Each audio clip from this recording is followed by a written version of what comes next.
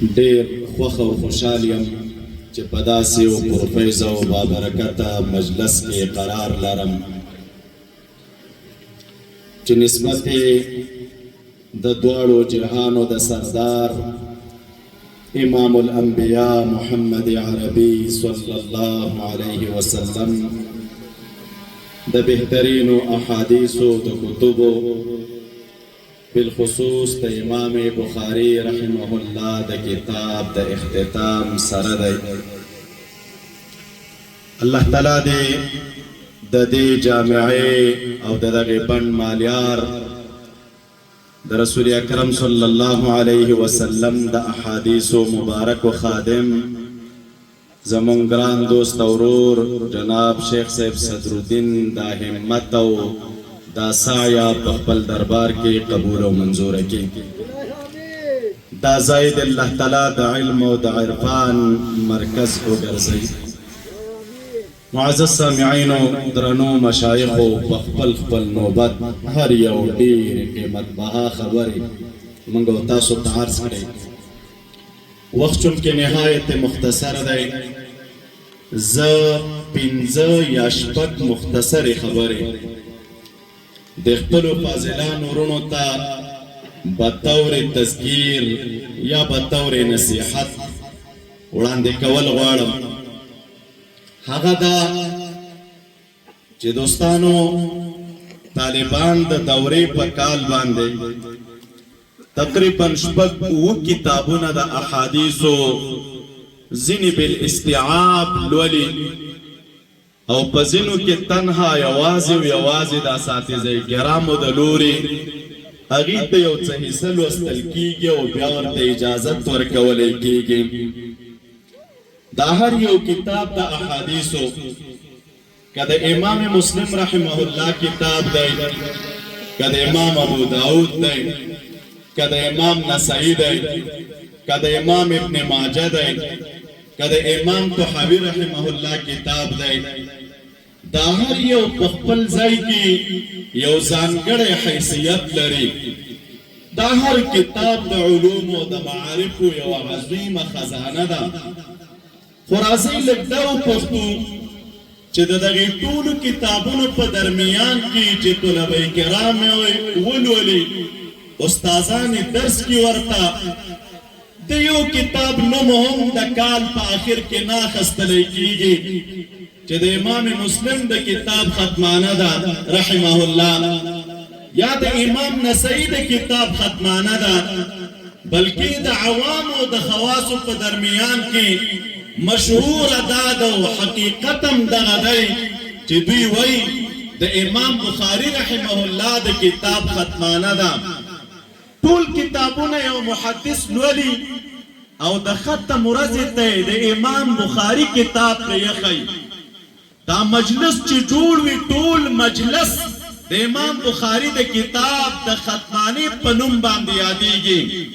دا دومره عزت او دا شهرت او دا ترقی او دا قبولیت د امت په درمیان کې امام بخاری رحمه الله ته او د امام بخاری رحمه الله دی کتاب ته څه شی ورکړی دی؟ د دې لامل څه شی دی چې نن په کنج کنج د دنیا کې د امام بخاری د کتاب نوم علما او طلبا په خپلو خبرو کې زمزمه کوي؟ معزز سامعینو یو څو مختصر وجوهات درته وایم، دا به اول زما دپاره سبق وي او بیا فاضلان وروڼو ستاسو دپاره هغه عادات او خویونه د امام بخاری باید موږ او تاسې په خپل ځان کې را پیدا کړو. د امام بخاری د کتاب د قبولیت یو سبب اساسي او بنیادي هغه د امام بخاری د کتاب یعنی خپله د امام بخاری رحمت الله علیه لوړ شان دی. علما چې کله د کتابونو فضایل ذکر کوي 2 قسمه فضایل ذکر کوي. یو فضیلت دا وي چې په دې کتاب کې خپلې ځانګړتیاوې دي، هغه ځانګړتیاوې شارحین هم ذکر کوي، علما هم درسونو کې وایي. په هغې کتاب کې هغه ځانګړتیاوې لامل د دې شوي وي چې کتاب د خلکو په درمیان کې مقبول وي. کله ناکله یو مصنف ته فضیلت چې ملاویږي علما لیکي هغه د مصنف د خاطره یو مصنف ته رب العالمین دومره اوچت مقام او مرتبه ورکړې وي چې کله هغه یو کتاب ولیکي د مصنف د لوړ مقام د وجې نه خلک د کتاب هم قدر کوي او د کتاب هم احترام کوي او دا په اکثرو کتابونو کې دا طرز موجود دی طلبه کرام اشنایان دي کلم چې صاحب دا شرح العقائد علامه تفتزانی رحمه الله دغه کتاب چې کوم کتاب باندې د شرح لیکلی ده د عمر النصفي رحمه الله په کتاب باندې د شرح د تصنیف لامل چې ذکر کوي دوه خبرې ذکر کوي یو خبره دا ذکر کوي چې کتاب خپل طائف مشتمل دی دویمه خبره دا ذکر کوي وان المختصر المسمى بالعقائد للامام الهمام د عمر نصفي رحمت الله علیه صفاتونه ذکر کی عمر نصفي امام دی همام دی د لوی صفاتونو خاوند دی شارحین لیکي د دې کتاب په سر کې علامه تفتزانی د عمر نصفي صفاتونه ولی ذکر کوي رحمه الله لامل دا ذکر کوي وای د عمر نصفي کتاب فلم په دقایق مشتمل و خدا کتاب وړو کې سړی نه دی لیکلی دا کتاب عمر نصفي لیکلی عمر نصفي ته الله تعالی قبولیت ورکړو کتاب ورته مقبول ګرځولی ام دې وجه نه معزز سامعینو امام بخاری عام عادي عالم نو د علماء کرامو په درمیان کې الله تعالی ځانګړی شان ورکړی و کتاب ته ځانګړی حیثیت ملو دی او ځانګړی شان او ځانګړی حیثیت د امام بخاری رحمه الله د علماء کرامو په درمیان کې څومره دی شارحینو د احادیث لیکلي د امام ترمذی رحمه الله غونډه بحر او د امام ترمذی غونډه محدث هغه د امام بخاری په حق کې وایي لم ارى بالعراق ولا بالخراسان في معنى الحديث وعلله والتاريخ ومعرفة الأسانيد أعلم من محمد بن إسماعيل وما بخراسان كي ما بعراق كي دا أحاديث دا تاريخ أو دا معرفة دا أسانيد بعلم كي امام بخاري رحمة الله عليه أعلم إنسان نولي دلي كباب دا تاريخ كي امام بخاري ونمونه كباب دا علم الاسناد كيو امام بخاري ونمونه كبمانا دا علل دا حديث كيو امام بخاري ونمونه او كجرد فقاهت كيو امام بخاري ونمونه او بیا ورسره امام مسلم څومره لوی حیثیت لري شارحین د په حالاتو کې لیکي علما اهل سنت په خپل کې اختلاف لري چې د الله تعالی د کتاب نه بعد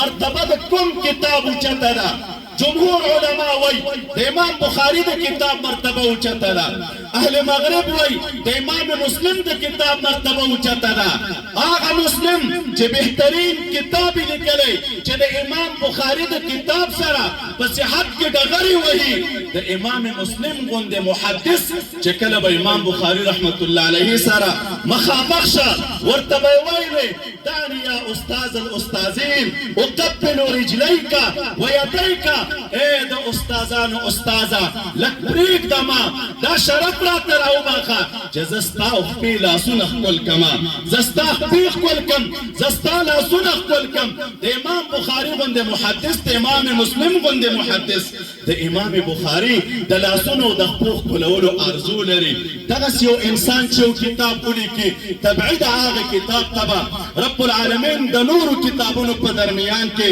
یو شرافت او عزت ورکړي درېمه وجه او دویمه وجه علماء کرام د امام بخاری د کتاب د قبولیت لیکي تلقی الامه کتابه بالقبول د امام بخاری کتاب د امت په درمیان کې یو مقبول ترین کتاب دی د امدې وجه نه د دې امت په علماو کې یو بهترین عالم ابن صلاح تیر شوی ابن صلاح یو محدث دی یو کتاب لیکلی په نوم د مقدمه ابن صلاح باندې علماو عمدو د حافظ عراقي په شان عالم په مقدمه د ابن صلاح شرح لیکلی او تقریبا لا ډیرو عمدو محدثینو په مقدمه د ابن صلاح شرح لیکلی دا هغه ابن صلاح چې د امت ته یو رکن حیثیت لري او په باب د احادیثو کې او د هغې په عللو کې خپله یو غر دی هغه مبارک فرمایي چې کتاباهما اصح الكتب بعد كتاب الله تعالى.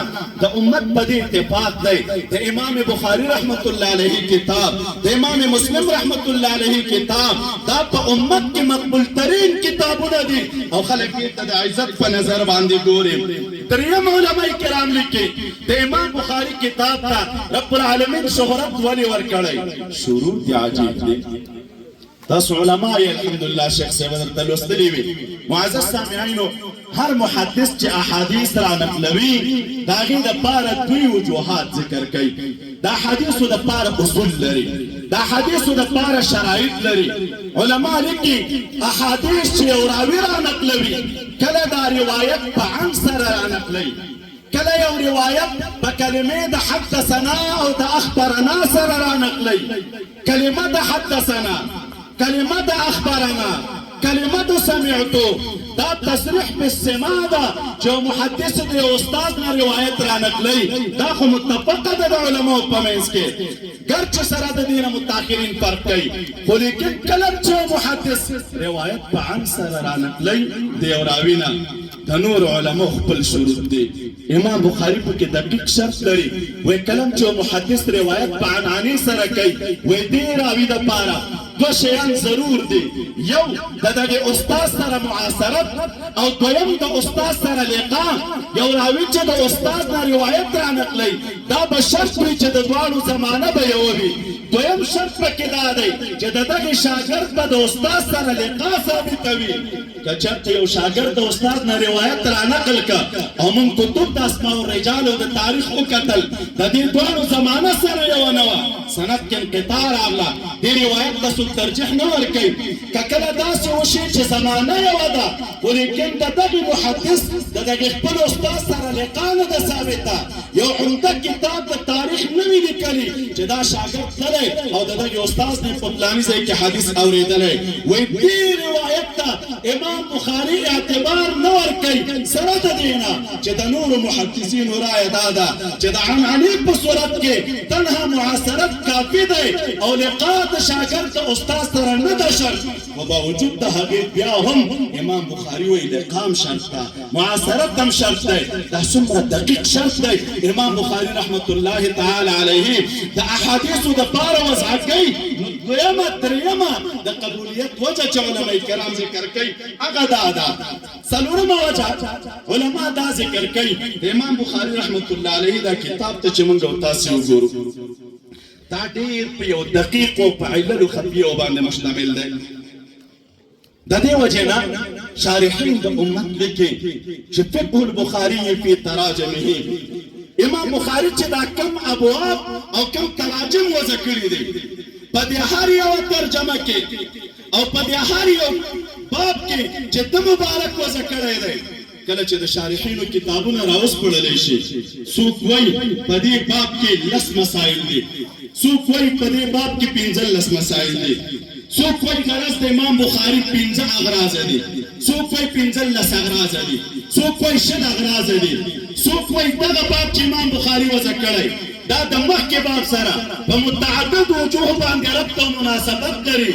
نو دومره دقت ته چې امام بخاری رحمت الله علیه کار اخیستی او دا احادیث او علل خفیه امام بخاری رحمت الله علیه په دې کتاب کې موجود دي. څلورمه وجه د قبولیت علماء کرام ورته ذکر کوي او پنځمه آخرنۍ خبر درته کوم د امام بخاری رحمت الله علیه کتاب ته چې الله تعالی قبولیت ورکړی دی کثرت العرض والمراجعه.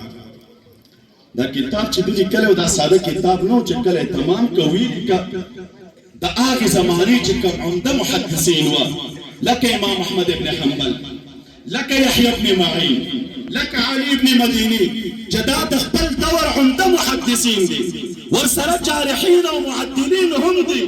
دا کتاب ته مبارک راوړه او د دې حضور ته کې خدا ورته ویل زما دا کتاب اولولې تاسو په دې کې خو به ما کوم نیمګړتیا نه وي کړې کله چې دې مبارکانو دا کتاب ولوسته او د امام بخاری د فقاهت ته وکتل د دې کتاب د طرز ته وکتل د دې کتاب دا علمي انداز او دقت ربط ده وکتلې شارحین ټول لیکلي فاقروا اصله واثنوا عليه. دا عمده محدثین دا پورته شل د کتاب ستاینه وکړه وی جواب کان بهترین کتاب دی لیکلی کله چې عالم یو کتاب ولیکي او د خپل زمانه عمده علماء ته وړاندې کړي او عمده علماء دا کتاب ستاینه وکړي تبعید هغه کتاب تر رب العالمین د نور کتابو په درمیان کې هغه چې دی حیثیت ورکي او عزت ورکي ورسره پنځمه شپږمه خبره چې علماء کرام لیکي وجه دا ده د امام بخاري رحمت الله تعالی علیه کتاب دا سالم دی د احادیث واهیه او متروکونه. علماء په دې باندې پوهیږي عوام ورونو فن د احادیث چونکی او مغلق فن دی. احادیث خپله مرتبه لري. کله چې سند کې مشکل را پیدا شي یو حدیث ته علما متروک حدیث وایي د راوي د وجې نه، یو حدیث ته واهي روایت علما وایي د راوي د وجې نه.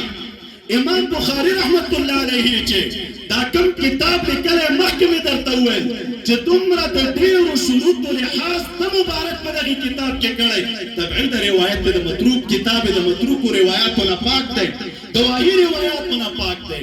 او کله چې خبره مضبوطه وي، کله چې خبره قوي وي، کله چې خبره معتمده وي خلک یې قبلوي، او کله چې په روایت کې کمزوري را پیدا شي او په یو روایت کې ضعف را پیدا شي خلک هغه خبره نه قبلوي.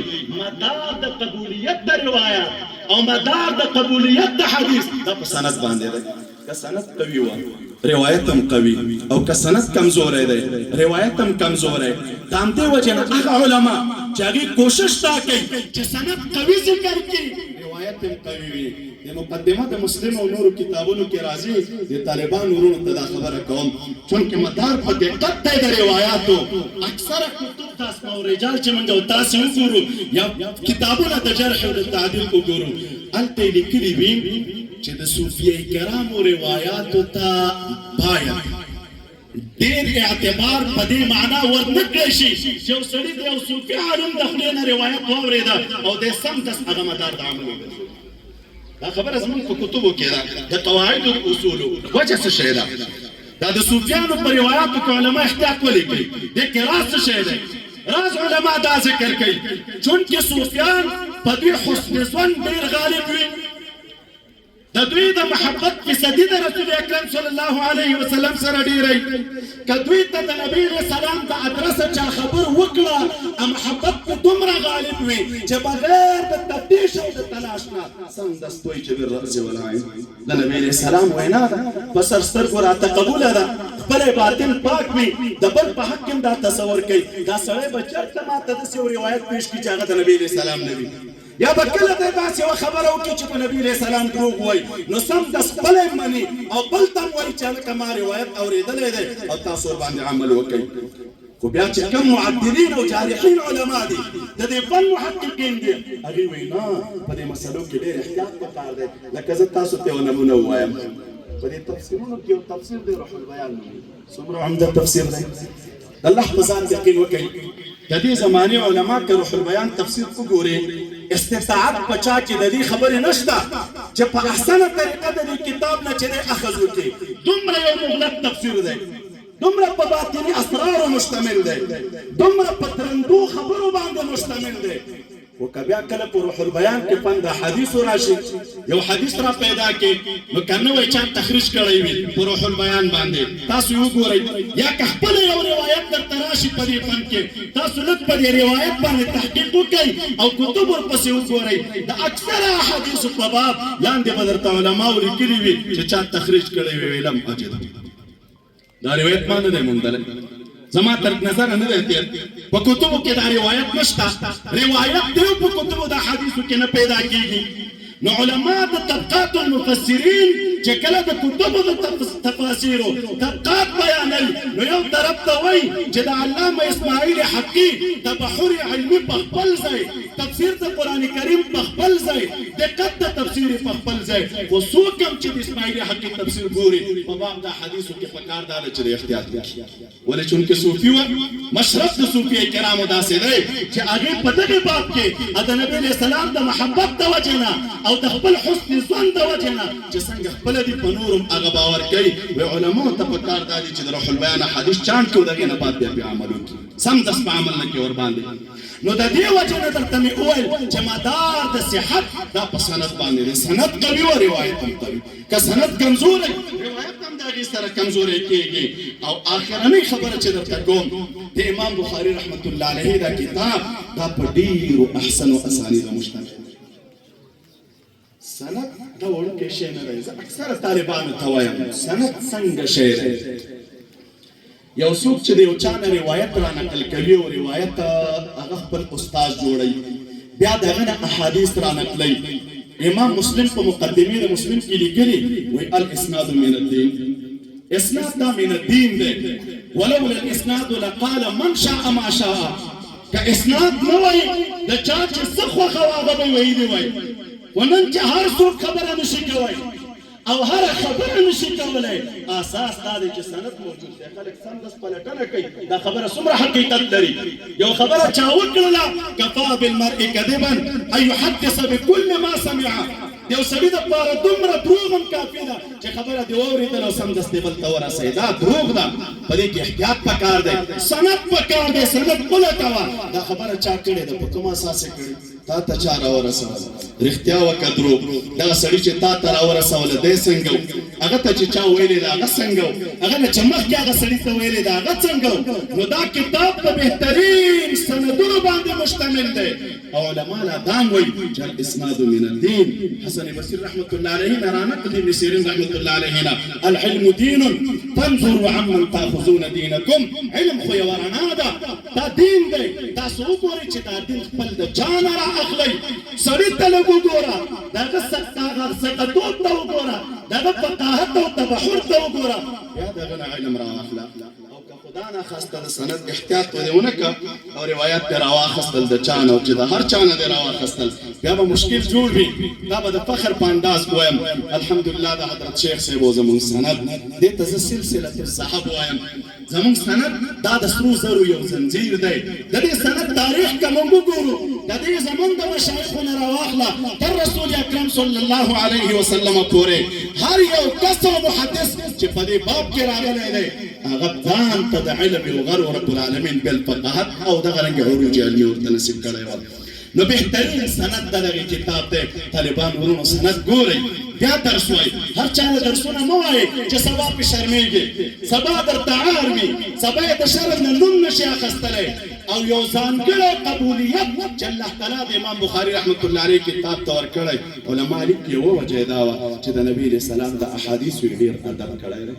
یو روایت کې راځي چې څومره ابواب د وضع کړي دي، بل روایت کې راځي چې څومره احادیث ته په ابوابو کې لیکلي دي. د دې هر یو حدیث لپاره چې ده به رااخسته او په کتاب کې به یې لیکه، نو غسل به یې وکړه، بیا به یې د هغې نه بعد استخاره وکړله او د استخارې مطابق به حدیث راواخسته، بیا به یې په دغې خپل کتاب کې وضع کړه. نن لامل دا دی چې د امام بخاري رحمت الله علیه د کتاب شهرت دا د دنیا په کونج کونج کې غږیږي. نو طالبان ورونو دا هغه عمده لاملونه چې د امام بخاري رحمت الله علیه کتاب ته الله تعالی ورباندې قبولیت ورکړه. نن که موږ او تاسو دغه صفات په ځان کې را پیدا کړو چې دا کم په وجه باندې الله تعالی دته قبولیت ورکړی وه، دې کې هېڅ شک نشته چې موږ او تاسو به د دور اعلام جوړ شو. استاد ثقه ونیسه، تبحر علمي ځان کې را پیدا کړه، فقاهت ځان کې را پیدا کا، په علم د اسانیدو کې مهارت را پیدا کا، په علم د رواتو کې مهارت را پیدا کا، تاریخ نه ځان خبر کا، معرفت د رجالو نه ځان خبر کا، ادب د احادیثو د نبي علیه السلام وکړه او ورسره د فقهي استنباطاتو چلو طریقه زده کا.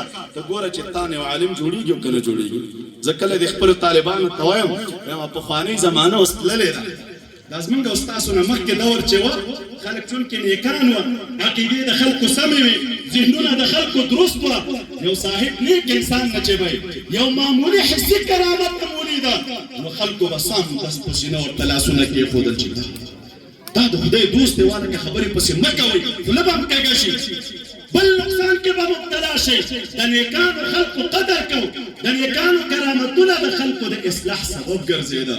چونکه دا خو دور فتن دی، د ستا سره د دشمنۍ لامل دغه کرامت دی چې رب العالمین درکړی. پزای د دې چې خلک کرامت تسلیم کړي، خلک خان دي در پورې، خلک در پورې رشخند کوي، مسخرې در پورې کوي، دا موي صاحب ته کرامت شه.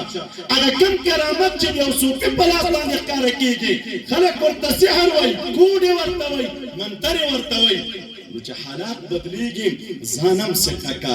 نن زمونږ د استاسو دور دی نوجوانانو، خدمت په څه شي باندې وکړئ؟ خدمت په دې باندې چې دا علوم، دا کم اړخونه چې تاسو ته ما بیان کړل، په دې کې تبحر پیدا کړئ، ځان ماهره کړئ پکې. تاسو بیا په منصب د دعوت کې ودرېږئ چې خلکو خبره مني کې نه مني. تاسو بیا په منصب د دعوت کې ودرېږئ چې رښتونی داعی درنه جوړېږي که نه جوړېږي. ته بیا په منصب د فن د حدیثو کې ودرېږه چې رښتونی محدث درنه جوړېږي او که نه جوړېږي. زموږ صوفیان خو اسم لږ غرایي کړ، لږ خوشحاله یو وخت کې تقریبا هغه نوي چې موږ راغلو دلته شته د یو ځای کې مو درس شروع کړی و، د دې چې ستون کې شاته نه دلته د شهدای صالحین چې دي دې نه شاته مفتي صاحب الرحمن صاحب مدرسه والته. نو ما داسې د وخت په ډکولو په خاطر درس شروع کړو. نو ډېر طالبان نوي راغلل، یو طالب العلم پکې و د ننګرهار، دا نور طالبان به راغله درس ته به کېناستل، درس به یې ویلې، دا به کله په نیمه کې راغی، کله به مې کتلي بیخي به ونه، کله به همداسې پسې ورک شه. بله ورځ طالبانو نو نور ملګري چې ورسره و هغه نه مې پوښتنه وکړه، ما دغه طالب درس ته ولې نه راځي، په ده څه چل شوی دی، کله یې کله نه یې مریض دی که څه کیسه ده؟ ما ته وایي چې نه صاحب هغه وده دی.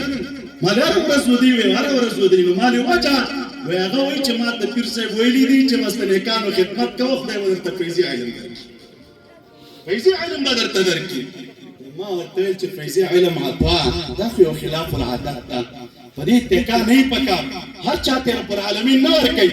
بعضې خلک دي چې الله تعالی فیضي علم ورکړي، زه ته په دې مکلف نه یو چې د دې انتظار وکړو، زه ته مکلف په کسب باندې یو، زه ته مکلف په دې باندې یو چې د خپله خواري او د خپل قوت صرف کړو. تاسې خپل قوتونه صرف کړئ، فیض د رب العالمین بیا په دغې وخت کې در سره شامل حال ګرځېږي. او یو ټکی بل هم درته وویل وسالکانو، دا دایما دا زموږ علماء کرام چې دا علم تقسیموي، علم د ظاهر او باطن ته، او تمرکز سالکانو ته په دې خبره ورکولی کېږي چې طالبه باید علم د باطن ته په علم د ظاهر ترجیح ورکړي، او اصل علم د باطن دی. راځئ لږ دا وپلټو چې دا علم د باطن دی څه شی. ما خو ټول عمر په دې شي کې تېر کړ، علم د باطن، علم د باطن، علم د باطن، علم د باطن. دا علم د باطن دی څه شی؟ دا ځان سره یاد ولرئ، علم دا یوه اونه ده، علم یو غټ ډډ دی، د دې نه مختلف اړخونه راغلي دي. یو طرف دی علم د ظاهر دی، بل طرف دی علم د باطن دی. علم د ظاهر دا علم د ظاهر د شریعت دی، علم د باطن د دغې ظاهر د شریعت اسرار دی. دا کوم څه چې ما تا ته ظاهر د شریعت بیانوي، د دغې ظاهر د شریعت چې کوم اسرار بیانېږي، هغه ته چې د علم د باطن ویلی کېږي. دا په تا باندې لازم ده سر او راز په شي به په هغه صورت کې پېژنې چې کله د اصلي شي نه آګاه شي. یو سړی د اصلي شي نه آګاه نه وي، د سر نه سره کم خبرېږي. که یو سړی د اصلي شي نه خبر نه وي، راز در باندې سره کم منکشف کېږي. خو مسله د صلات دې زده کړله، راز د صلات در باندې څرګند شه. مسله د زکات دې زده کړله، راز د زکات در باندې څرګند شه. مسله د حج او د جهاد دې زده کړله، راز د جهاد او د زکات در باندې څرګند شه. علم د ظاهر ته په سپکه مه ګورئ. دا زموږ ماحول دی، موږ ورسره مخ یو. ډېری طلبه کرام زموږ په دې فکر کې غریبانان اخته علم نه، علم د ظاهر حاصل کا، ورسره علم د باطن وګوره. یوه نمونه یې درته وایم چې الله تعالی څومره عزت انسان ته د دې دواړو علمینو د جمع کولو په خاطر ورکوي. سره د دې نه چې امام رباني رحمت الله علیه لیکلي چې عالم کامل هغه څوک دی چې د دواړو اړخونو د شریعت نه آګاه وي او دغه انسان ته وارث ویلی کېږي. یوه نمونه یې درته وایم، دا زمونږ د استاسو په نسبت کې ډېری علما دي، ډېری مشایخ دي، ډېری صوفیه کرام دي، ډېری اجل خلفا د حضرت مبارک صاحب رحمت الله علیه دي. خو په عرب او په عجم کې چرچا د حضرت شیخ الاسلام غلام حضرت غلام رحمت الله علیه کېږي. داود راز څه شی وه؟ زیم نوم په احترام اخلم، تیم نوم په احترام اخلي، خواصم نوم په احترام اخلي، عوام نوم په احترام اخلي. لامل څه شی دی؟ لامل دا دی چې شیخ هغه انسان و چې دی جامع د ظاهر او د باطن دواړو و. هم د ظاهر د شریعت علم رب العالمین ورکړی، هم د باطن د شریعت علم رب العالمین ورکړی. عمر هم په خدمت د احادیثو کې صرف کا، عمر هم په خدمت د سلوک او د احسان او د تربیت کې صرف کا نن چې موږ دلته تاسو راغونډي یاست یا د شیخ صاحب چې کوم درس درته ولوسته دا دغه مبارک خدمات دی او دغه احسان دی زمونږ او ستاسو سره ثمره څومره ده چې عالم اسلام نن ورته په احترام قایل دی نو د خدای خاطرو کې سالکانو ورونو دا تفرقې مه کوئ ځان نه کلک ملا جوړ کا دا ستا عمر ضایع کېږي نه که یو کال د یو حدیث پسې د مزل وکړه ستا عمر ضایع نه دی رب العالمین علم درته درکوي تبحر ځان کې را پیدا کا د شریعت د اصولو نه ځان خبر کا بیا د هغې سره سره سلوک او طریقت وکړه بیا په منصب د دعوت کې ودرېږه ته ګوره چې ستا خبره خلک ردوي او که ستا خبرې ته خلک نه پرې کوي او که خدا ناخواسته خبره دې داسې وه چې په یو ساعت په کونډۍ نه وه ولاړه او تاوېدله را تاوېدله کله د اسمان نه وه کله د ځمکې نه وه کله ستا په حواله او کله زما په حواله وه بیا به لانجې جوړې وي ټوله ورځ به پرتوګونه ورته ګنډې خو لیکن لار او چاره به درته نه درځي چې زه اوس دا خبره څنګه راغونډه کړم الله تعالی دې د حضرت شیخ صاحب محترم دا علمي درسګاه دا علمي مرکز تل تر تله قایم ولري او دا څومره علما او مشایخ چې دلته راغلي دي او ناست دي مېلمانه ورته راغلي د امارت مسؤلین او منظورین راغلي رب العالمین دې د ټولو نه راضي شي السلام علیکم ورحمة الله وبرکاته